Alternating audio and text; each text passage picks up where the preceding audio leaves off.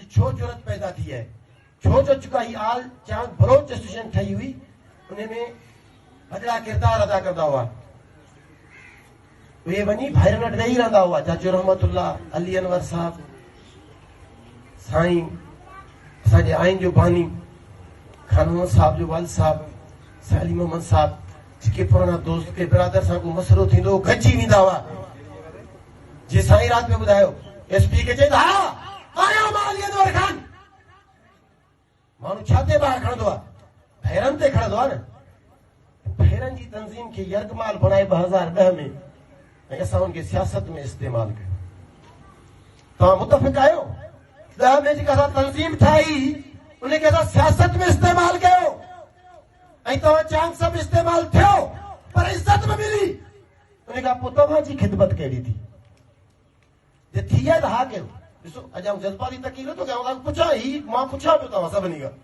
मां उन तंज़ीम जो हिसो हुउसि, उन तंज़ीम में मां बि इंफॉर्मेशन सेक्रेटरी हुउसि। जेतिरो के ॿिए जो भलो आहे एतिरो मुंहिंजो बि भलो आहे, छो जो मूं बि कुझु कोन कयो। मां बि थोरो सां गॾु हुउसि। साईं सियासत में खणी वञी सरपरस्त आला साहब तंज़ीम जी असां ॿेड़ी ॿोड़े छॾी, पर उते बि असांखे फ़ाइदो मिलियो। हिकिड़ा एमएलए थिया, ॿिया एमपीए थिया, पर तव्हांजी ख़िदमत कयूं केतिरी आहे मूंखे ॿुधायो। पके चांगरो हिकिड़ो चांग उथी करे चयो कंहिंजी का सिपाही जी ट्रांसफर थी हुई हुन टाइम में। न वरी ज़ोर सां चओ हिनजी ज़रूरत कोन्हे। मां चवां थो मां ख़ुदि जुर्मदार जी हिसो आहियां, मां उन टाइम जो इंफॉर्मेशन सेक्रेटरी आहियां। कंहिंजी का बदली थी? हथ मथे कयो, थी आहे त ठीकु, न थी न कोन थी। चांग सभु ॿुधायां पियो। पावर ही हो असांजो रईस कमाल खान एमएलए हो। मुसीबत इहा हूंदी त बंगुले ते चांग तरन जे ॿाहिरां वेठा हूंदासीं ऐं मीर बंगुले ते वेठा हूंदा त पोइ मां रईस रहंदो साहब कहिड़ी ख़िदमत करे सघां थो तव्हांजी। हिते मीर ऐं पीर अगरि बंगुले में वेठा हुजनि, चांग ॿाहिरि कुर्सी बि न हुजे, उनखे बोरची चए त हलिया वञो साहब हिते आहे कोन, मीटिंग में मसरूफ़ आहे। मुंहिंजी ज़ाती टेकराई 5 सालनि जो तजुर्बो ॿुधायां थो। पर चांग त कामयाब विया, एमएलए त चांगनि बणायो न। हाणे हुननि खां पुछो जे तकीर में वञनि था चवंदा असां जितां बीठायूं त चांगनि जा वोट ई कोन्हनि, चांगनि जा वोट कोन्हनि छा पके में? हितां चांग एमपी थी सघनि था। कल्ह जॾहिं हलियायूं पाण असांजे ऋण में बि चांग आहिनि, असांजे पट में बि चांग आहिनि। कहिड़े ज़िले में चांग न आहिनि जो असां एमपी में नथा थी सघूं? जिथे असां बीठासीं उते चांगनि जा वोट ई कोन। त मां मुंहिंजो चवण जो मक़सदु कंहिंखे हित करण न आहे, पर बिरादरी जी ख़िदमत न थी सघी, न थी। वरी पुरानी तंज़ीम खे ॻोल्हियोसीं। रब्बे करीम पंजतन पाक मां सभिनी खे चवंदुसि दुआ कयो मोहम्मद आले मोहम्मद जे सदके साईं खान परवेज़ खान चांग साहब खे जे वटि उमेद खणी करे वियासीं। साईं असां नौशहरो फिरोज़ जे चांगनि में साईं भाउ खे पियो मारे। साईं असांजे पक्का चांग जा चांग भाउ सौट सां विढ़ियो पियो आहे। सर गैरनि जूं नज़रूं असांजे नियाणियुनि में आहिनि। सर असां वटि एजुकेशन तबाह थी वई आहे। सर असां वटि जिहालत थी वई आहे। असां खां भाउ खे भाउ जो मोह नथो वणे। साईं अचो खान परवेज़ साहब अचो, ख़ुदा असांजी मदद कयो, जीआरियो उन तंज़ीम खे जंहिं तंज़ीम में सभिनी भेण जी मोहबत हूंदी। ऐं मां तव्हां सभिनी दोस्तनि खे गुज़ारिश कंदुसि ऐं ख़ुदा खे हाज़ुर नाज़ुर सम्झी तव्हां सभिनी खे अर्ज़ु कंदुसि उथी बीही करे हिकिड़ो सलाम कयो साईं खान परवेज़ साहब खे। उथी बीही सभु को सलाम करे। ही सलाम जे लाइक़ शख़्सियत आहे। ऐं पंहिंजे चीफ सरदार खे बि सलाम कयो जीअं असां तव्हांखे सरदार यूसुफ खान खां पोइ संभालियो आहे। ही ऑनरेबल हिकु नौजवान जो चवण करे सरदार असलम खान सां मीटिंग करे, पर जॾहिं आउं चीफ साहब वटि वियुसि उनखे बि साॻियो ई अर्ज़ु रखियो साईं असांजी हींअर मालिकी कोन पई थिए। बाबा यूसुफ खान हूंदो जॾहिं गाड़ी ते निकिरंदो कंहिं ऑफिसर वटि वेंदो तो ऑफिसर या त यूसुफ खान जो कमु करे छॾींदो या त सरदार यूसुफ जो नालो ॿुधी ऑफिस में भॼी वेंदो। चई त अहिड़ी बाबत सां आयो आहीं, एतमाद त कोन थो थिए, छो जो जिन सां गॾिजी तो कमु कयो आहे न एतमाद कोन थिए। 10 साल हुन वटि रहे, दिलवारी ॻाल्हि थो ॿुधायो पके में। चीफ साहब वेठो जी यार एतमाद कोन पियो थिए, 10 साल हुननि सां कमु कई, वरी पोइ चयो तुंहिंजो हा कीअं फाटो? मां रोईंदो मुंहिंजी हा तव्हां सरदार यूसुफ खान जा पुट आहियो। मुंहिंजो हाँ फाटे थो पंहिंजे माण्हुनि लाइ, ग़रीबनि जे लाइ, मिसकीननि जे लाइ।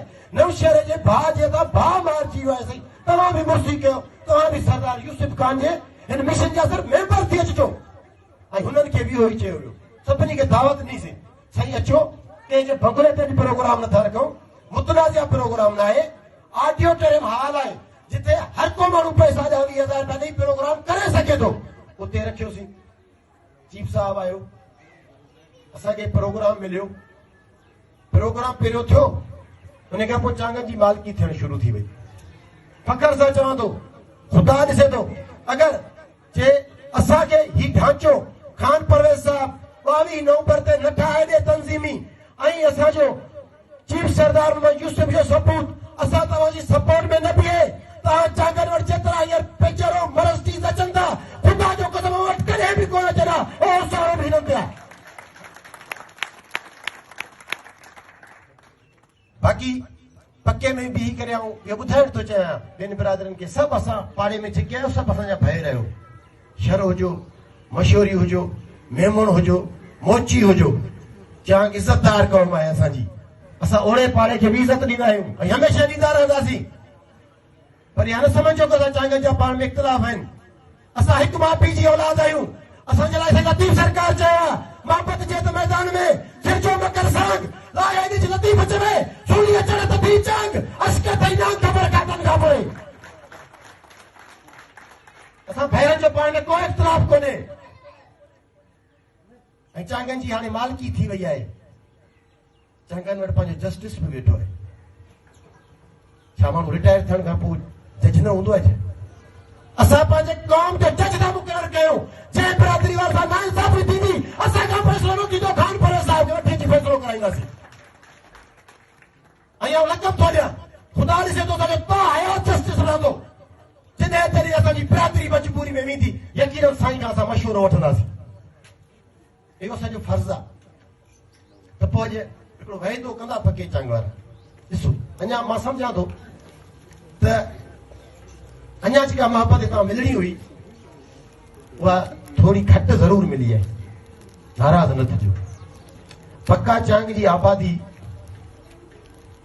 400-500 माण्हुनि जेतिरी आबादी कोन्हे। पक्का चांग में चांगनि जी वॾी आबादी आहे। पक्का चांग में क्लियर सां अगरि जेको दोस्त अहिड़ो हुजे ऐं चांग मुतहद हुजनि, पीर साईं जो असांजे मथे ते शफ़क़त जो हथ हुजे, बादशाह पीर दस्तगीर जे मुरीदनि जे उन्हनि जो बि असांजे मथे ते हथ हुजे, ख़ुदा ॾिसे थो हितां MP बग़ैर कंहिं मतिलब जे चूड़जी सघे थो, अगरि असां में रुॻो सिर्फ़ु मोहब्बत हुजे। पोइ भला हिकिड़ो वाइदो कजे, कयूं हिकिड़ो वाइदो मिली करे सभई भाइर हिन आल चांग बलोचिस्तान जे प्लेटफॉर्म तां अचो। जेके नफ़रतूं हुयूं, जेके दिलि में कीना कुदरतूं हुयूं, अॼु खां वठी वाइदो कयूं था जॾहिं प्रोग्राम मां निकिरंदासीं त ग़लती हूंदी त ग़लती तस्लीम करे भाउ खे भाकुर पाए वञी मिलंदासीं। अचो वाइदो कयो था, वाइदो कयो था, हथ मथे खणो। ग़लतियूं असां खां बि आहिनि, असीं बि ग़लति आहियूं, असां बि इंसान आहियूं, पर अॼु खां पोइ वाइदो करे हितां निकिरूं त न यार जेको भाउ असांजो नाराज़ आहे उनखे वञी असीं भाकुर पाए वञी उनखे मिलंदासीं त इख़्तिलाफ़ ख़तम थी वेंदा, इख़्तिलाफ़ बिल्कुलु ख़तम थी वेंदा। सिर्फ़ु रुॻो थोरे सब्र ऐं तामल जी ज़रूरत हूंदी आहे त हर शइ थी वेंदी। असां पाण में भाइर आहियूं ऐं मूंखे तव्हां ते नाज़ आहे ऐं पके वारो हमेशह तव्हां ते मुंहिंजो नाज़ रहंदो। ऐं तव्हां ई जो हीउ स्टेज वरी सजियो आहे, मर्कज़ जो वरी तव्हां वटि हिते ई जलसो थियणो आहे, छो जो ही त पूरी असांजी पार्टियूं आहिनि। हे त असांखे 6 महीना असांखे हिकिड़ो ढांचो ॾिनो आहे सरपरस्त जे आला ऐं असांजे चीफ सरदार ऐं चीफ सदर साहिब असांजे, पर उन खां पोइ जेको कन्वेंशन थींदो उहो बि 22 नवंबर ते असां वाइदो कयो त मर्कज़ी कन्वेंशन बि इंशाअल्लाह पक्का चांग में ई थींदो। ऐं असीं ताईं मां सम्झां थो इख़्तिलाफ़ ख़तम थी चुका हूंदा ऐं हज़ारे माण्हू उहो प्रोग्राम में हूंदा।